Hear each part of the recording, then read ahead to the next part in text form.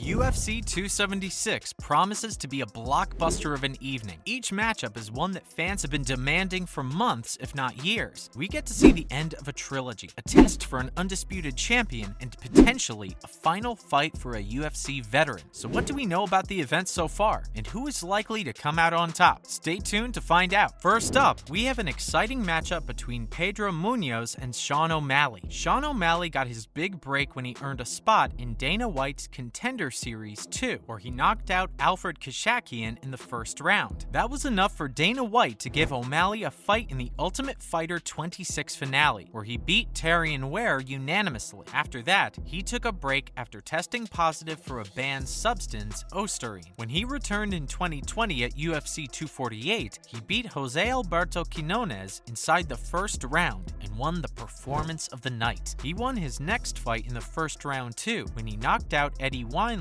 and just last year brutally knocked out Thomas Almeida. That fight certainly got the attention of fans and even UFC fighters. He's been one of the most dynamic fighters in recent years and has a full arsenal of striking and kicking to catch his opponents off guard. Although he's ranked number 13 in the bantamweight rankings, he's climbing the list with speed. And to continue up that list, he has to go through Pedro Munhoz first, and that's no easy task. Munhoz has beaten Kobe Garbrandt and Jimmy Rivera before. Munhoz was all over him for the first entire round before a wild exchange put Munhoz on the back foot. But in the end, it was Cody who crumpled first. Munhoz dropped him to the floor and followed up with a flurry of hammer fists to finish it off. So, O'Malley will have to be careful not to underestimate the dangerous Pedro Munhoz. Next, we have middleweight contenders, Uriah Hall versus Andre Muniz. Uriah Hall's MMA career has been a little bumpy. He started off in the Ultimate Fighter 17, where he coached Chael Sonnen. He had a string of impressive performances to earn himself a spot in the finale against Kelvin Gastelum. He lost that fight via decision, but got his first UFC win 7 months later against Chris Leben. Since then, it has been 9 wins and 5 losses for Hall, but his win list has included legendary fighters like Anderson Silva and Chris Weidman. His most recent fight was a loss against Sean Strickland. Now, he's out to redeem himself,